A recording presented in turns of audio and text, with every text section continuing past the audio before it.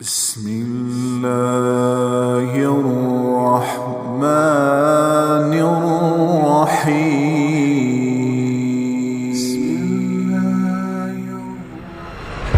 تو اللہ نے ہمارے اوپر کرم کیا، ہمیں اللہ نے ایمان بن مانگے دیا۔ ایمان کے بعد جو سب سے بڑی دولت اللہ نے رکھی وہ نماز، جس کو میرے نبی نے دنیا سے جاتے ہوئے کہا تھا الصلاۃ الصلاۃ الصلاۃ۔ دین کتنا ہے؟ ایک بات کہ میری امت نماز نہ چھوڑنا، نماز نہ چھوڑنا، نماز نہ چھوڑنا۔ اور دوسرا سارا دین دو حصے ہیں، حقوق اللہ، حقوق العباد۔ حقوق اللہ میں نماز سب سے اعلیٰ ہے، تو فرمایا نماز نہ چھوڑنا۔ اور حقوق العباد میں اللہ کے غریب بندے زیادہ مستحق ہیں، تو فرمایا میری امت کے غریبوں پر، میری امت کے غلام نوکروں پر سختی نہ کرنا، نرمی کا معاملہ رکھنا۔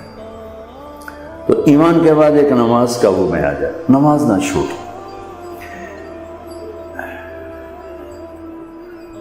تو نماز بندے اور اللہ کو آپس میں جوڑ دیتی۔ شیطان نے ایک سجدے کا انکار کیا اور ہمیشہ کے لیے محروم ہو گیا، مردود ہو گیا۔ اور اللہ نے ہمارے اوپر کرم کر کے ہمیں 5 نمازیں عطا فرمائیں، اور ہر 2 نماز میں گناہوں کی بخشش کا اعلان فرما دیا۔ کیا خوبصورت بات ہے! عشاء کی نماز باجماعت پڑھے اور فجر کی باجماعت پڑھے تو ساری رات تہجد کا ثواب لکھا جاتا ہے۔ کیا زبردست بات ہے! پہلی امتوں کے ذمہ 2 نماز، فجر کی 2 رکعت، عصر کی 2 رکعت۔ ہمارے ذمہ 5 ہیں، اور ہر 2 نمازوں کے درمیان کے سارے گناہوں کی بخشش کا وعدہ ہے۔ ساری شریعت زمین پہ اتاری، نماز کو عرش پر بلا کر سامنے کھڑا فرما کر کہا آپ کی امت کو 50 نمازوں کا تحفہ دیتے۔ ہمارے نبی تسلیم اور رضا کا وہ مقام تھا، ایک دفعہ نہیں کہا پڑھیں کہ میں پڑھن گے 50 کون پڑھے گا، لبیک یا اللہ، حاضر یا اللہ۔ وہ تو اللہ نے کرم فرمایا، بیچ میں موسیٰ علیہ السلام کو کھڑا کیا اور 5 پھر 5 پھر کٹھی 45 کیوں نہیں اڑا چھڑی۔ موسیٰ علیہ السلام نہیں آپ پہ نہیں کھلوتے، اللہ کھڑا کیتا کہ میرے محبوب تک گل ہی نہیں کی تھی، تو 50 لے کے جاندہ پہ ہے، پڑھنیاں 5 کہہ نہیں تھے تو 50 لے جاندہ۔ تو موسیٰ علیہ السلام کو اللہ نے کھڑا کیا۔ یا رسول اللہ ملاقات ہوئی، کہا ہاں کیا ہوا؟ کہ 50 نمازیں کا توبہ کہیں پڑھنی ہی نہیں، اللہ کا نام منو، پیچھا جاؤ تھوڑی کرواؤ۔ تو جب آپ پیچھے آئے تھوڑی کروانے تو اللہ کہتا چلو 45 کٹ کر دیتی ہیں، 5 ہی دینی تھی تو 5 کم کی، پھر جی حاضر، پھر موسیٰ واپس 5 5 5 5 9 چکر، 9 5 45 9 چکر۔ اگرچہ 1 سیکنڈ میں پہنچ رہے تھے، لیکن چھٹے آسمان سے سدرۃ المنتہا لاکھوں کروڑوں اربوں سال کا سفر بنتا ہے اگر ہم اپنے پاؤں سے چلیں۔ میرے نبی کے لیے کوئی مسئلہ نہیں تھا، لیکن سفر تو تھا۔ اور جب 5 رہ گئے تو موسیٰ علیہ السلام نے پھر عرض کی یا رسول اللہ ایک باری ہور جاؤ دو۔ فرمایا 5 گھٹ دیاں پہیاں، یہ 5 بھی اٹھ گیا تو میری امت دے پلے کی رہ گیا۔ کہ اچھا پھر ٹھیک ہے، میری امت پہ 2 نمازیں فرض تھیں، انہوں نے کوئی نہ پڑھی، انہیں بھی 5 کوئی نہیں پڑھنی ہے، جو ویٹ لو جیسے۔ تو بھائیو، ایمان کے بعد نماز ایک ایسا فریضہ ہے۔ روزہ ٹھیک ہے، بیمار چھڑ دو، مسافر چھڑ دو، چھڑنے کا مطلب ہے بعد میں رکھ لو، بعد میں نہیں رکھ سکتے ہو چلو بالکل ہی معاف ہے۔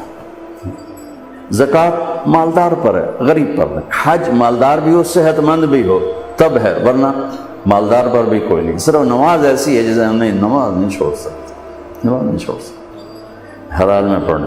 جسے میرے نبی کے نواسے نے کربلا میں پڑھ کے دکھائی اور ساری دنیا کے انسانوں کے لیے دروازہ بند کر دی جی، کیویں پڑھیے تھے پڑھی نہیں جاندی، کیویں پڑھیے تھے پڑھی نہیں جاندی، دروازہ بند کر دی۔ انسانی تاریخ میں ایسا واقعہ نہ ہوا، نہ ہوگا، نہ آئے گا، نہ ایسا پاکیزہ خون ہوگا کسی کے پاس، اور نہ ایسے وہ زمین کو سیراب کرے گا۔ اور اس شدت کی گھڑی میں نماز کا سورج کو سورج پہ نظر ہے، نماز دا ٹائم تو نہیں آ گیا، نماز دا ٹائم تو نہیں آ گیا، ہو یا سورج ڈھلا، اشارہ کیا زہیر جھنڈا بردار رائٹ سائڈ، یہ شمر سے کہو نماز پڑھنے تھی۔ انہیں آگے بڑھ کے تھوڑا بات کی، شمر نے کہا کہ نماز پڑھنے کی کوئی گنجائش نہیں، ہماری تلوار چلی۔ تو انہوں نے آ کے عرض کیا کہ نماز کی کوئی گنجائش نہیں۔ تو فرماتے چلو ٹھیک ہے، اللہ کو لے جا رہے ہیں، ان کڑی پڑھنی، چلو اللہ اکبر چلنے آئے۔ اللہ کی قسم اگر میرے نبی کے نواسے نماز نہ پڑھتے تو کوئی فرق نہیں، ان کی ذات پہ کوئی فرق نہیں تھا۔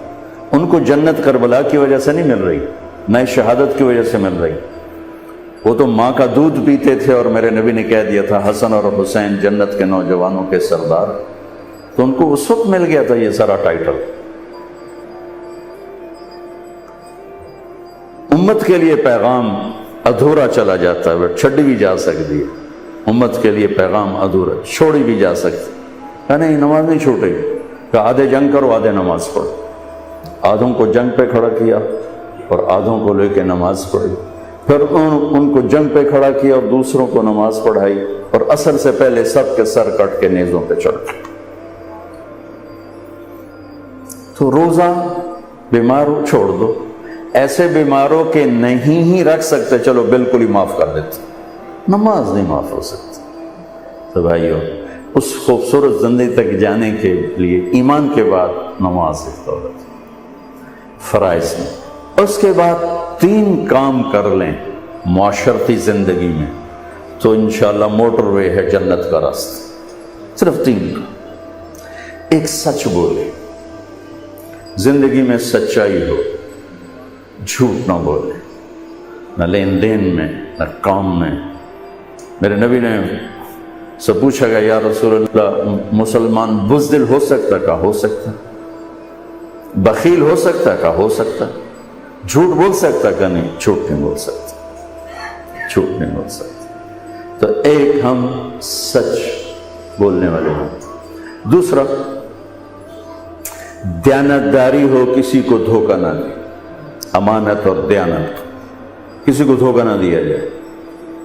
میرے نبی نے فرمایا یتبع المؤمن علی الخصال کلھا، میرا ایک امتی ہر گناہ کر سکتا، بندہ جو ہے پتھر تو نہیں، فرشتہ بھی نہیں، بندہ ہے، کر سکتا ہے، میرا امتی ہر گناہ کر سکتا ہے، 2 نہیں کرے گا، 2 نہیں کرے گا، ایک جھوٹ کبھی نہیں بولے گا، ایک دھوکہ کبھی نہیں دے گا، الا الکذب والخیانہ، یتبع المؤمن علی الخصال کلھا الا الکذب والخیانہ، میرا امتی ہر گناہ کر سکتا ہے، 2 نہیں کر سکتا، ایک جھوٹ کبھی نہیں بول سکتا، ایک دھوکہ کبھی نہیں دے سکتا۔ تو ساری زندگی کا حسن سمٹ کر اگر کوئی مجھ سے پوچھے مولانا صاحب اسلام کو 2 لفظوں میں بتاؤ، کہ ڈوڈا اسلام 3 سپارے 10 لکھ حدیثاں 2 لفظاں اکٹھا کرا، مولانا صاحب 2 لفظوں میں بتاؤ اسلام، تو میرے پاس 2 لفظ ہیں، سچائی اور امانت داری۔ یہ وہ 2 لفظ ہیں جس سے اللہ نے اپنے حبیب کو ہائی لائٹ کیا، الصادق الامین۔ آپ کو معلوم ہے ہمارے نبی کو مکہ میں نبوت کے اعلان سے پہلے کہا جاتا تھا الصادق الامین، چونکہ سارا اسلام ان 2 چیزوں میں آ جاتا ہے۔ اسلام کی تو ایک شکل ہے، کفر کی بے شمار شکلیں ہیں۔ اگر ساری دنیا کے کفر کو 2 لفظوں میں میں بتانا چاہوں تو میرے پاس اس کے بھی 2 لفظ ہیں، ایک جھوٹ اور ایک دھوکہ، ایک جھوٹ اور ایک دھوکہ۔ اور میری بدقسمتی ہے کہ میرا دیس جھوٹ میں ڈوب چکا ہے اور دھوکے میں ڈوب چکا ہے۔ سچے کو ڈھونڈنے نکلو تو بال سفید ہو جائیں گے، شاید ہی کوئی سچا نہیں، اکھیاں تھک تھک کے گر جائیں گی، شاید ہی کوئی دیانتدار ملے۔ فیصل آباد کا بازار ہو یا کراچی سے لے کر سکردو تک کا بازار ہو، جھوٹ کے سوا کچھ نظر نہیں آتا، دھوکے کے سوا کچھ نظر نہیں آتا۔ میرے نبی وضو فرما رہے تھے، وضو تو صحابہ وضو کا پانی نیچے سے لے رہے تھے، کوئی پی رہا ہے، کوئی منہ پہ مل رہا ہے، تو آپ نے فرمایا ایسا کیوں کر رہے ہو؟ ما یحملکم علی ھذا، یہ ایسا کیوں کر رہے ہو؟ تو ان کا حبا للہ ولرسولہ، اللہ اس کے رسول کی محبت میں کر رہے ہیں۔ تو میری بات توجہ سے سنیں، آپ نے فرمایا میں بتاؤں اللہ رسول سے محبت کرنے والا کون ہوتا ہے، اور میں بتاؤں جس سے اللہ اس کا رسول بھی پیار کرتے ہیں، جان بہن کی بات کر لی، کہ تمہیں بتاؤں کہ اللہ رسول سے پیار کرنے والا ہے کون، کہ جس سے اللہ اس کا رسول بھی پیار کرتے ہیں۔ دعا پاسو حل کر چھڑے کہ یا رسول اللہ، ضرور فرمایا فَلْيَصْدُقِ الْحَدِيثَ إِذَا حَدَّثَ، اللہ اس کے رسول کی بارگاہ میں اس کا پیار سکہ بند ہے جو جب بولے سچ بولے، جھوٹ نہ بولے۔ پہلے ہی کلی اڑ گئی اپنی تو فَلْيَصْدُقِ الْحَدِيثَ إِذَا حَدَّثَ، سچ بولے جھوٹ نہ بولے۔ فَلْيُؤَدِّ الْأَمَانَةَ إِذَا تُؤْمِنَ، کبھی دھوکہ نہ دے، کبھی دھوکہ نہ دے، کبھی بددیانتی نہ کرے، ہمیشہ دیانتداری سے کام کرے۔ فَلْيُحْسِنْ جِوَارَ مَنْ جَاوَرَهُ، پڑوسی کوئی ہو، برا ہو اچھا ہو، مسلم ہو کافر ہو، اس کے ساتھ اچھا سلوک کرے۔ تین نشانیاں ہیں، مجھ میں آ جائیں، آپ میں آ جائیں، مستورات میں آ جائیں، اس سے اللہ اس کا رسول پیار کرے گا، اور اس کا پیار بھی معتبر ہوگا اللہ اس کے رسول کی بارگاہ میں۔ تو 24 گھنٹے کی زندگی اگر میری دین بن جائے، تین باتیں ہیں، سچائی، دیانتداری اور انصاف، عدل۔ جس معاشرے میں ظلم پھیلتا ہے انہیں کوئی نہیں بچا سکتا۔ یہ تین کام جس معاشرے میں پھیلیں گے، جھوٹ، بددیانتی اور ظلم، اس معاشرے کو ہلاک ہونے سے کوئی نہیں بچا سکتا۔ جس معاشرے میں تین خوبیاں پھیل گئیں، سچائی، دیانتداری اور انصاف، اس معاشرے کو ہلاک کوئی نہیں کر سکتا۔ یہ معاشرہ ضرور کامیاب ہوگا۔ اگر غیر مسلم ہے تو دنیا میں عزت سے رہے گا، اور آخرت میں تو ایمان پر ہی فیصلہ ہے، اور اگر مسلمان ہے تو دنیا میں بھی عزت پائے گا، آخرت میں بھی عزت پائے گا۔ اور اگر جھوٹ ہو، ظلم ہو، بددیانتی ہو، تو یہ معاشرے میں، اس معاشرے میں رہنے والا مسلم ہو یا کافر ہو، وہ ذلیل ہو جائے، خوار ہو جائے، اس کے لیے عزت نہیں۔ تو میرے بھائیوں،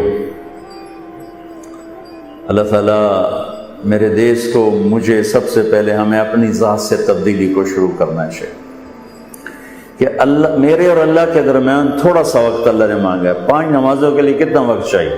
جی پڑھی نہیں دیں، کتنا وقت چاہیے؟ لیکن بندوں کے ساتھ معاملے کے لیے 24 گھنٹے کا وقت چاہیے۔ ہمیشہ سچ بولو، ہمیشہ دیانتداری سے کا معاملہ کرو، ہمیشہ انصاف کا دامن ہاتھ سے نہ چھوڑ، چاہے خوشی میں ہو، چاہے غصے میں ہو، چاہے ناراضگی میں ہو، چاہے کسی سے رنجش ہے، نہ سچائی کا دامن چھوٹے، نہ دیانتداری کا دامن چھوٹے، نہ انصاف کا دامن چھوٹے۔